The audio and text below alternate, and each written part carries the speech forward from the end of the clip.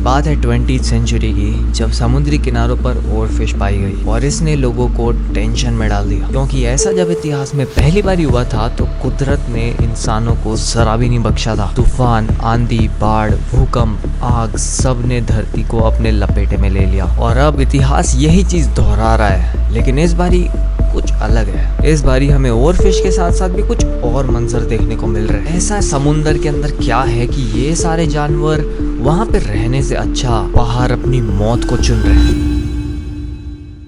ये बात है तब की जब हमारी धरती का जन्म हो रहा था और हमारी पृथ्वी के ऊपर लाइफ फॉर्म होना स्टार्ट हो रही थी। हम सबको ये तो मालूम है कि वो समुंदर से निकल कर आई है, लेकिन डीप सी के अंदर कहीं ना कहीं हाई प्रेशर और टेम्परेचर के अंदर एक्सट्रीम कंडीशंस के अंदर कुछ ऐसे जीव पनप रहे थे जो कि इस दुनिया के बिल्कुल नहीं लगते। और हम इंसानों को बिल्कुल भी नहीं आइडिया था कि जिन एलियंस को ढूंढने के लिए हम स्वर्ग को छूने का ट्राई कर रहे हैं वो एक्चुअल में हमारे ही नीचे पाताल में है। ऐसे क्रिएचर्स जो कि इस धरती के लगते ही नहीं, जैसे कि जेली जैसी मछली, करंट मारने वाली मछली और एक लाइट वाली मछली, लेकिन ये सब फीके पड़ जाते हैं जब एंट्री होती है इनके बॉस की। सोचो जब ये सारे ही जब इतने अजीबोगरीब और खतरनाक है तो एक ऐसा क्रिएचर जो कि इन सब का मिक्सचर है कितना ही वियर्ड एंड पावरफुल होगा। और उस क्रिएचर का इस कहानी में नाम है फिशॉइड, यानी कि डीप सी के अंदर बसी एक अलग ही दुनिया का राजा जो कि अमर है। लेकिन अब इन सब लोगों ने इंसानों के वाटर पॉल्यूशन को लेकर बहुत ज्यादा सह लिया है and it was too late for mankind to understand that something weird is going to happen now. 8th of Jan 2025 Mumbai की कोस्ट के ऊपर कुछ वियर्ड से सिग्नल्स डिटेक्ट होते हैं और ये सारे सिग्नल्स काफ़ी अजीब थे। पहले तो कोस्ट गार्ड्स को लगा कि ये बस एक पाकिस्तानी शिप है जो कि इलीगली इंडिया के अंदर घुसने का ट्राई कर रही है, बट इस बार वो लोग बहुत ज़्यादा गलत थे। धीरे धीरे जैसे वो पास आई तो मिलिट्री ने जो चीज़ देखा उन्हें अपनी आंखों पर यकीन नहीं हुआ। एक आग में झुलसती हुई खौफनाक बड़ी सी मछली उनकी तरफ तेजी से बढ़ने लगी और जब तक कोस्ट गार्ड्स अपने वेपन्स रेडी करते वो मछली गायब हो जाती है। कोस्ट गार्ड्स को लगा कि उन्होंने अभी बस एक ये सपना देखा है। उन्हें इस चीज के ऊपर यकीन ही नहीं हो रहा था कि ऐसा रियल भी हो सकता है। पानी और आग दो अलग चीजें हैं और वो मछली पानी के अंदर जलते हुए तैर रही है। हमें भी सपने ऐसा लगेगा, राइट? बट ऐसा पहली बार ही नहीं था जब ऐसा कुछ हो रहा हो। मुंबई के साथ साथ और भी शहरों में ये सेम चीज ऑब्जर्व करी गई एंड ऐसा लग रहा था कि हमें कोई चेतावनी दे रहा है। और फिर एक दिन वो होता है जिसका सबको डर था।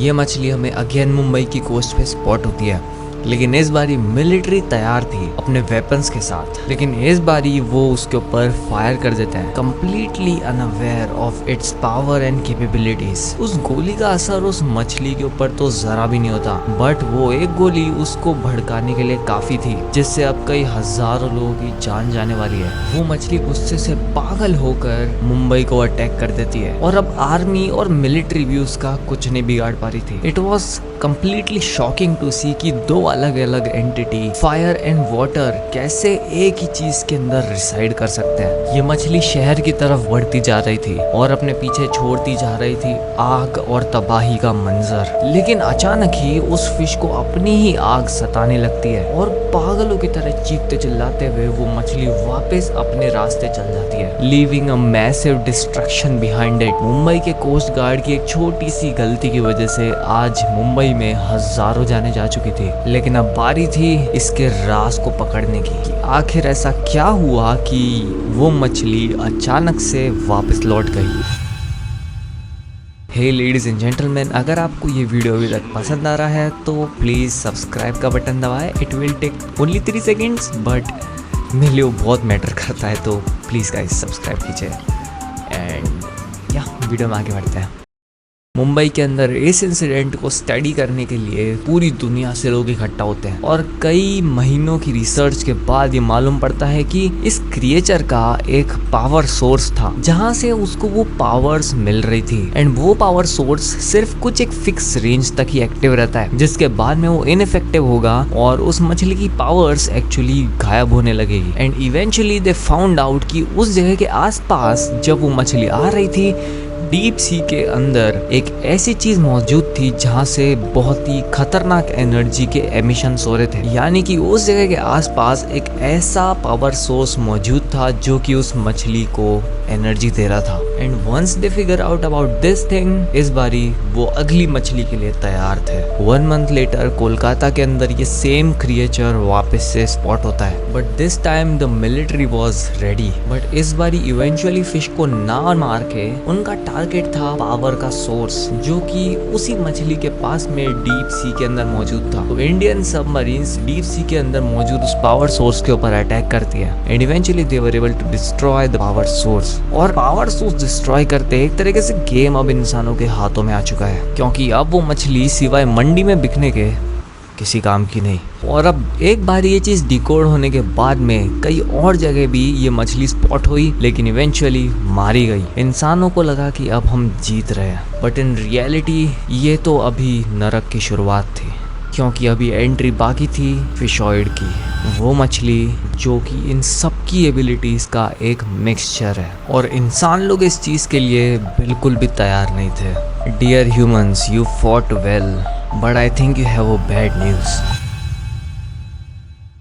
वो fishoid along with its fleet of more than 1000 fishes इस बारी पाकिस्तान की कोस्ट को अप्रोच करती है और चंद ही मिनटों के अंदर पाकिस्तान की मेजॉरिटी कोस्टल सिटीज को बहुत ज्यादा ही तबाह कर देती है। एंड पाकिस्तान इस चीज से जरा भी कोप अप नहीं कर पाता, क्योंकि they were already struggling with a train hijack. Pakistan की 3 मेजर कोस्टल सिटीज को वो चीज सिर्फ चंद मिनटों में सफाचट कर देती है, ऐसे जैसे कि वो चीज कभी एग्जिस्ट ही नहीं करती। बंजर जमीन है, बचती है तो सिर्फ राख और तबाही का मंजर। बट वो बॉस यहाँ रुकने वाला नहीं था। इस हमले के तुरंत बाद ही अमेरिकन नेवी की सारी शिप्स को अरेबियन सी से पाकिस्तान की कोस्ट की तरफ जाने के ऑर्डर्स मिलते हैं। और क्योंकि अब इंसानों को उसकी कमजोरी पता है, तो यूएस नेवी जैसे ही पाकिस्तान की कोस्ट की तरफ पहुंचती है, they start to attack on the source of the fishes. And कई दिनों की फाइट चलने के बाद में finally they were able to kill all the small मछली। लेकिन अभी सबसे खतरनाक चीज बाकी थी, फिशॉइड, जो कि इन कुछ चंद दिनों के अंदर ही आधा पाकिस्तान खत्म कर चुका था। इस चीज से पूरी दुनिया को इस चीज का अंदाजा तो हो गया था कि ये फिशॉइड कितना पावरफुल है। आर्मी सोचती है कि जैसे इन फिशेस का एक पावर सोर्स है तो जरूर फिशॉइड का भी पावर सोर्स होगा, बट अभी तक उन्हें ऐसा कुछ मिला नहीं। डीप सी के अंदर बसे हुए सारे पावर सोर्सेस को पूरी नेवी तबाह कर चुकी थी, बट स्टिल फिशॉइड अभी तक जिंदा बैटलफील्ड में खड़ा था। So one thing was damn sure कि वो फिशॉइड एक अलग ही चीज से बना है। लेकिन इस पूरे इंसिडेंट में एक चीज बड़ी ही खतरनाक हुई, क्योंकि ये पूरी दुनिया की जिंदगी और मौत का सवाल था। तो सारे ही लोग इसके अंदर एक हो गए थे। सभी लोग मान गए कि हमें दुनिया को बचाना होगा और उसके लिए सारे ही देश कोलैबोरेटेड एफर्ट करने के लिए रेडी थे। और इसी के लिए एवरी कंट्री साइंस, और इसी की वजह से अब पाकिस्तान के अंदर हर एक कंट्री के मिलिट्री आने लगती है। रशिया, चाइना,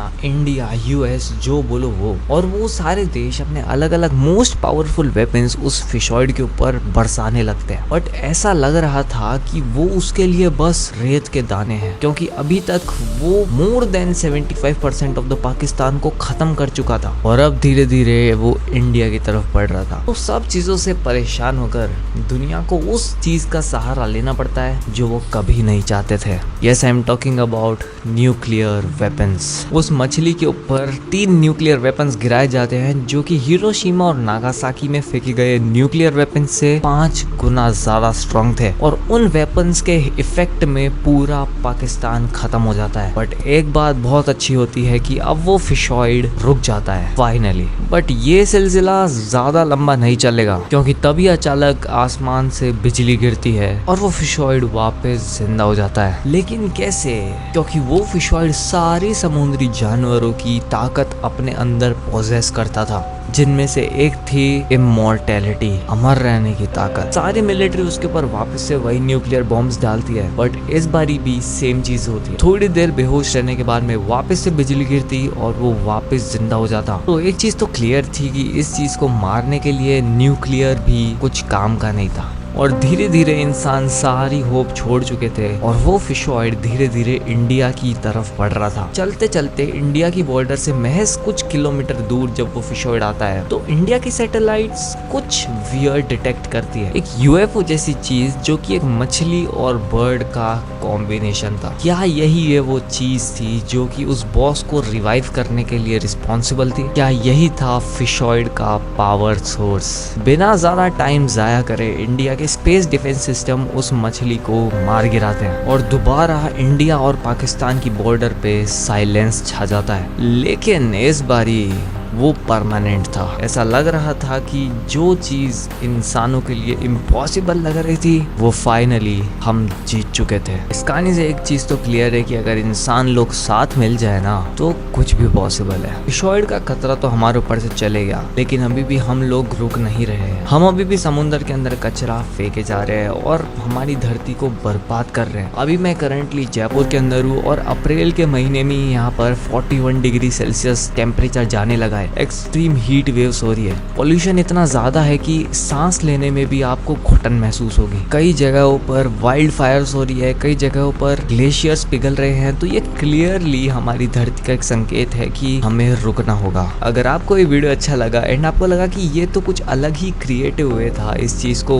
बताने का, तो प्लीज गाइस इस वीडियो को शेयर कीजिए, क्योंकि इस चीज के बारे में कोई बात नहीं कर रहा है। एंड आई होप कि आपको ये स्टाइल वीडियो का जरूर पसंद आया होगा। अगर आपको ये वीडियो अच्छा लगा है तो आप डेफिनेटली मेरे चैनल के ऊपर जाकर ऐसे और भी ज्यादा इंटरेस्टिंग वीडियोस को डिस्कवर कर सकते हैं। तो मैं मिलूंगा आपको किसी अगली वीडियो में एंड गुड बाय। सब्सक्राइब कर देना please please please please please.